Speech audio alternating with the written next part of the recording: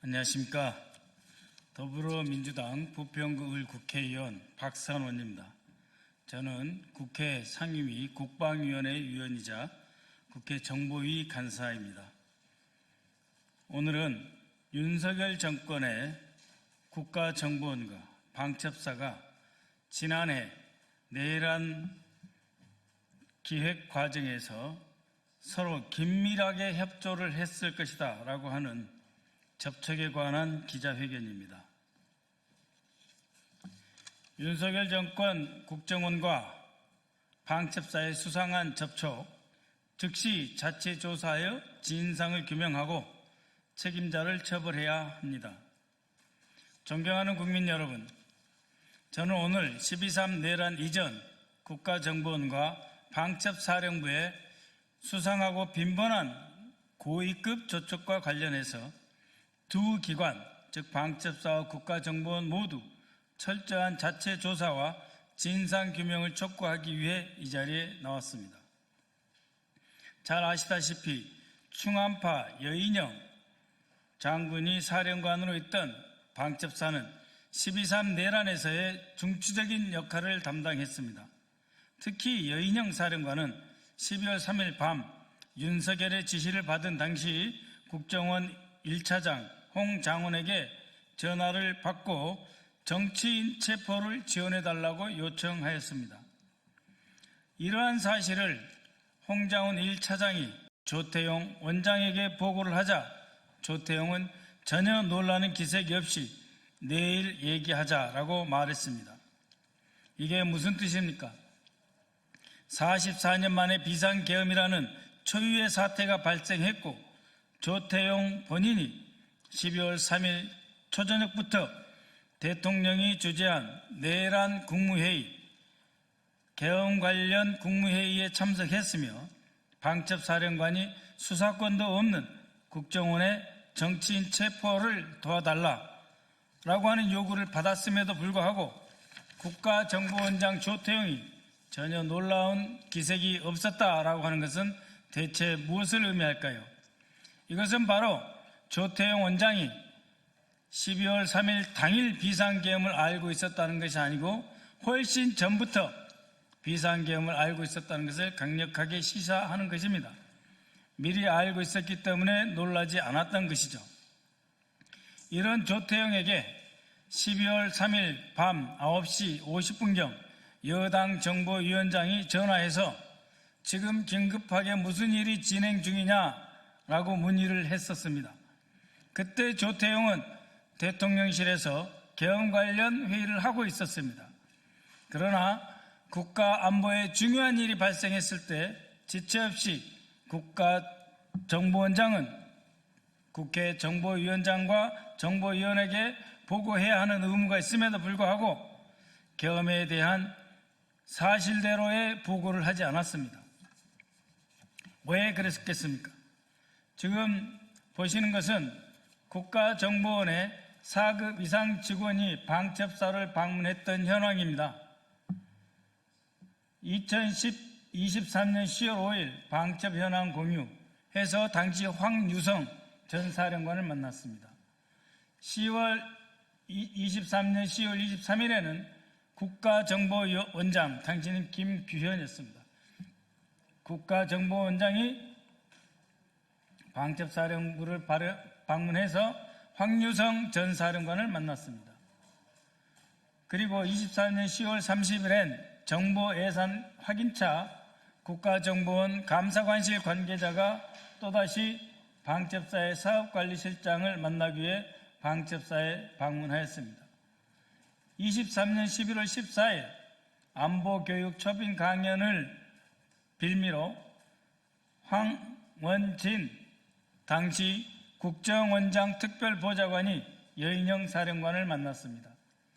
그 이후 3급 이상 고위급이 방첩 현안 공유라는 이름으로 여인영 전 사령관을 계속해서 만났습니다. 자그마치 여인영 전 사령관을 만난 횟수만 봐도 6번에 달합니다. 이 모든 과정에서 즉 2023년 11월 14일 황원진 국정원장 특별보좌관이 여인영 사령관을 만나고 그 이후 10여 차례 이상 국가정보원 4급 이상 고위 간부가 직접 방첩사를 방문했고 6차례 이상 여인영 사령관과 독대 접견 면담을 가졌습니다. 방첩사와 국가정보원은 초기부터 비상계엄을 같이 기획했다라고 하는 의심을 받아도 충분합니다. 이외에 국가정보원 직원이 방첩사를 방문한 것을 제외하고 방첩사령부와 국가정보원은 비교적 가까운 거리에 위치했기 때문에 그 중간 지점에서 오찬 그리고 만찬을 비롯한 다양한 형태의 면담과 입장 조율이 있었습니다. 이런 것까지 합치면 방첩사와 국가정보원이 지난 1년 동안 수십 차례 만났을 것이다 라고 하는 추정이 가능합니다. 그렇기 때문에 방첩사와 특히 황원진이 제2차장이 돼서 안보정보수사국의 요원들을 여인영이 방첩사령관에서 합동수사본부장이 되면 120명 이상의 직원을 파견하기로 되어 있는 황원진 2차장이 방첩사령부와 긴밀하게 협력을 했다고 볼 수밖에 없습니다. 이처럼 국가정보원과 방첩사령부의 주요 지휘자들이 만났다면 그 결과는 100% 무조건 모든 만남은 국가정보원장에게 직보되는 것입니다. 사전 허가를 얻고 방첩사 직원을 만나고 방첩사 직원을 만난 뒤에 국정원 직원들은 다시 그 결과를 국가정보원장에게 보고하도록 되어 있습니다. 그런데 비상계엄에서는 어떤 일이 벌어집니까? 비상계엄에서는 평소 국가정보 최고기관이었던 지휘에서 완전히 달라집니다. 오히려 방첩사 여인영이 주관하는 합동수사본부 밑으로 국가정보원이 들어가게 되는 것입니다. 그런 전체 상황 속에서 비상계엄하에 방첩사와 국가정보원이 어떻게 협조하기로 했다, 어떤 협력을 하자라고 논의가 없었다면 그것은 새빨간 거짓말입니다.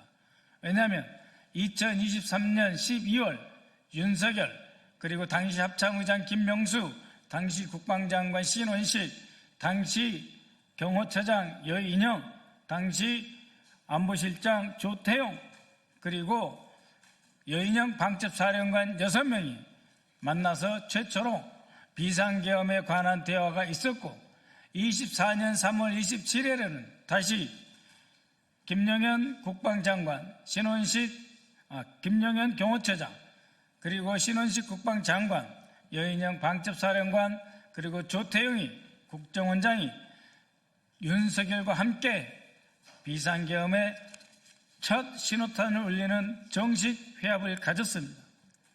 그런 상황에서 방첩사와 국가정보원은 지난 4월부터 긴밀하게 협력을 할 수밖에 없었다.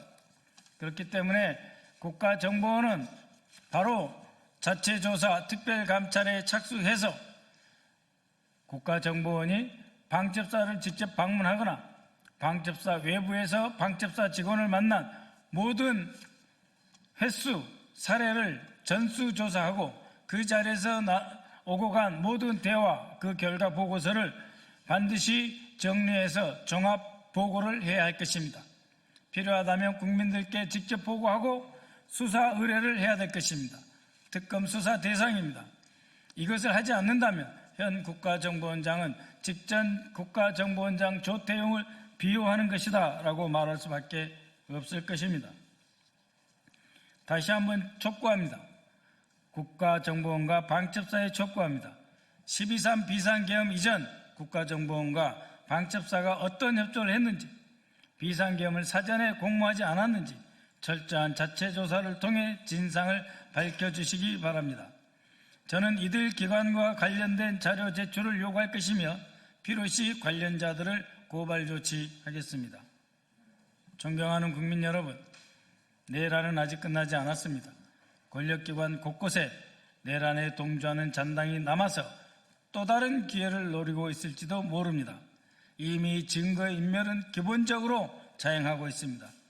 저와 우리 더불어민주당 내란 동조 세력을 끝까지 추적하여 더 이상 이 땅에 12.3과 같은 불행한 일이 발생하지 않도록 최선을 다하겠습니다. 감사합니다.